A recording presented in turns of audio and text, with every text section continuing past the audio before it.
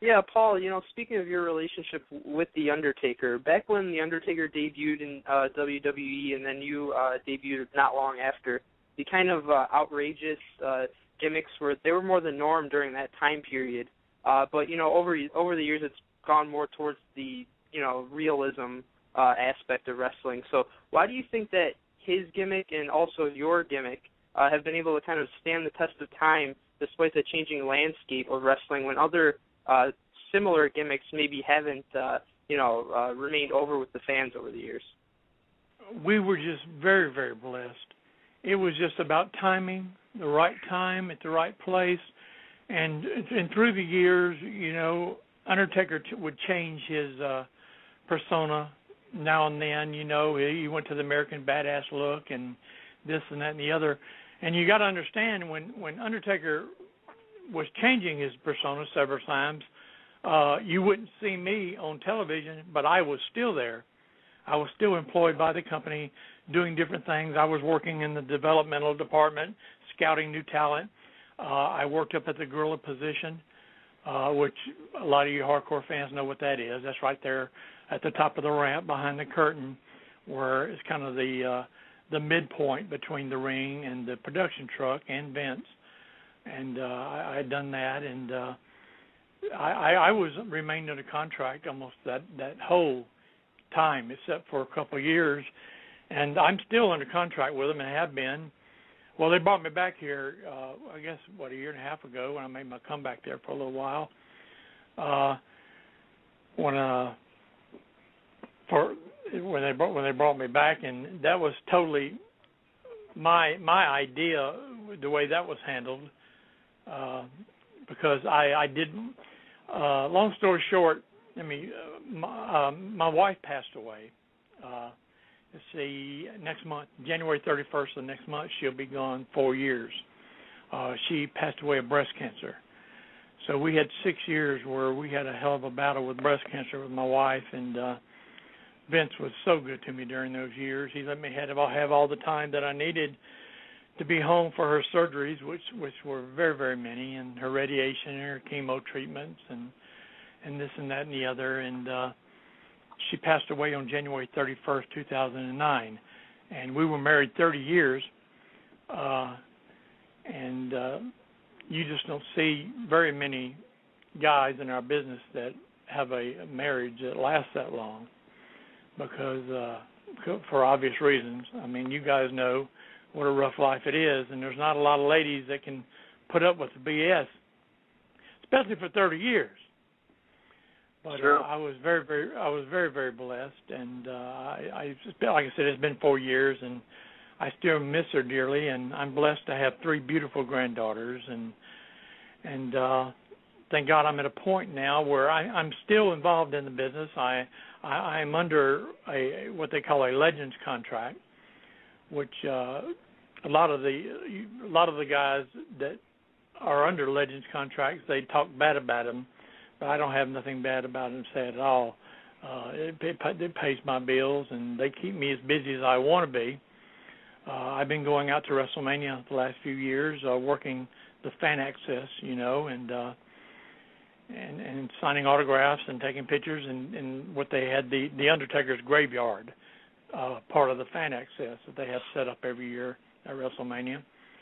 And I'm involved in a lot of things with the company. I do signings and this and that and the other, and stay as busy as I want to be. And at the same time, I'm allowed to work for other organizations, indie organizations. I've been going out to Hollywood once a month and doing championship wrestling from Hollywood every month for the past, I guess almost 2 years.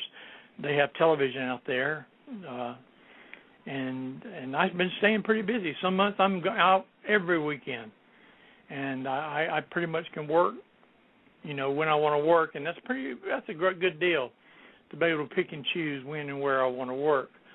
But I've been staying pretty busy. I took off during the month of December. I'm not working at all this month.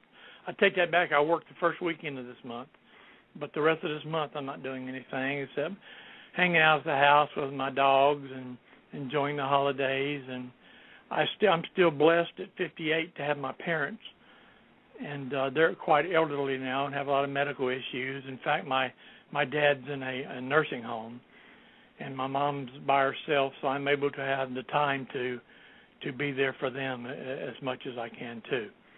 So it's all about, family and my friends and the good Lord, and I've been blessed to have a wonderful, wonderful career. In fact, at the Cauliflower Alley Club, I'm a lifetime member. Been a member for, gosh, it seems like a lifetime. But anyway, at our reunion this coming April in Las Vegas, I've been chosen to receive the Lou Thez Lifetime Achievement Award at the Cauliflower Alley coming up in April 2013. And last year, Ricky the Dragon Steamboat was presented that award, and this year they're giving it to me. Why, I don't know. I am honored as heck to get it, but my gosh, there certainly are a lot of more guys, more worthy than I am to receive it, but that certainly is an honor. And, of course, in the future down the road, when and where, I don't know, and I'm in no hurry, I'm sure the WWE Hall of Fame is in my future, too. Not only my future, The Undertaker's future. But I've had a very, very blessed career.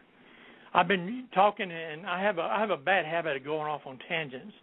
So please interrupt me. Listen. No, this is what we love. A lot of our shows, we have a lot of retro talk in it because it's what we are. We just love wrestling. This is a business, but this is people's lives. And we talked to Jake the Snake and right. DDP, and we talked to a bunch of people. This is fun. That's what we love. We love when you talk. Go ahead. You can talk anytime you want. I have a bad habit of going, and I have so much to talk about.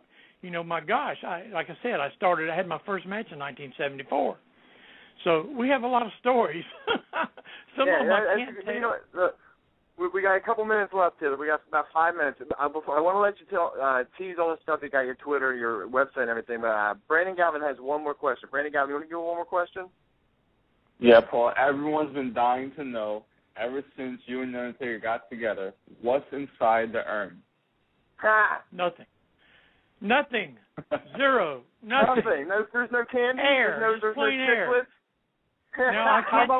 Now, I have to be truthful, and I have to say there have been times where there has been something inside the urn.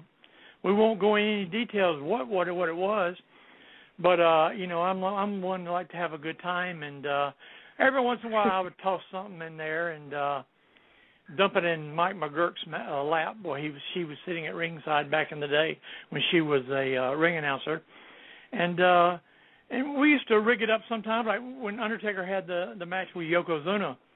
I believe it was the Royal Rumble was in Providence, Rhode Island, or I think it was Providence or somewhere. I can't remember. Yeah, that's one thing. You got to understand, me and the Undertaker had our first WrestleMania together, and that was WrestleMania number 7 in 1991 in L.A. He wrestled Jimmy Snuka.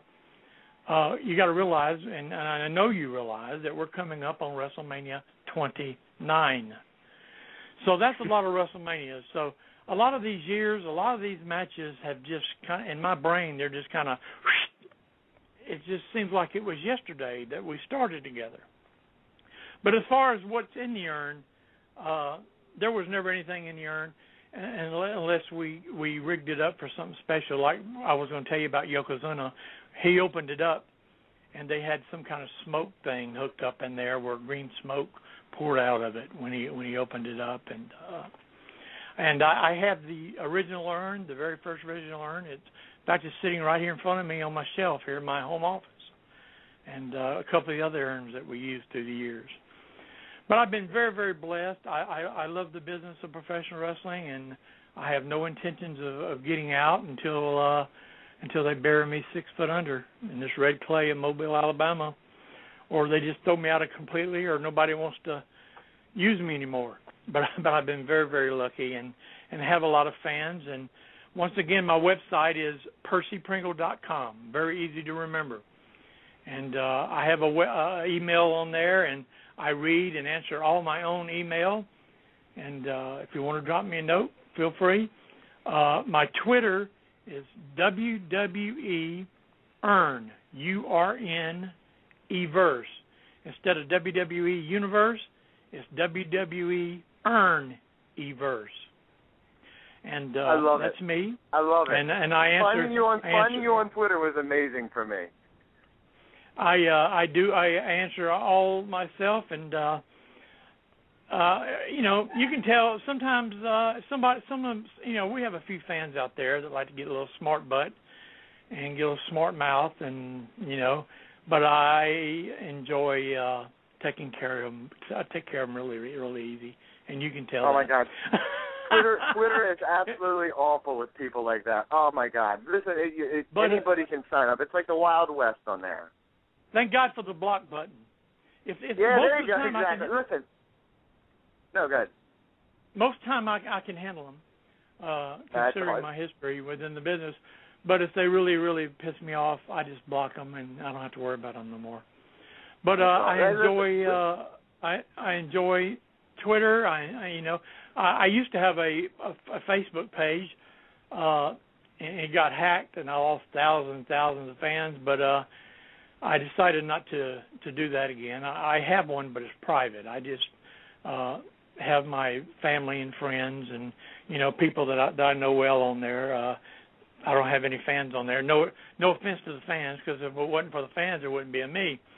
But I decided that was just a little bit too much to try to handle the website, the email, the Twitter, the Facebook, all at one time, that I just couldn't do everybody justice. But if you send me an email or Twitter me or something, you can be assured that I'll answer you. It might not be the answer you want to hear, but I will answer you. I promise you that. Listen, we loved having you on. And we will definitely have you on again. Listen, we hope to see you on TV soon with The Undertaker, too. Have a great day. Thanks for coming on the show, man. God bless you all, and have a Merry Christmas and a fantastic 2013.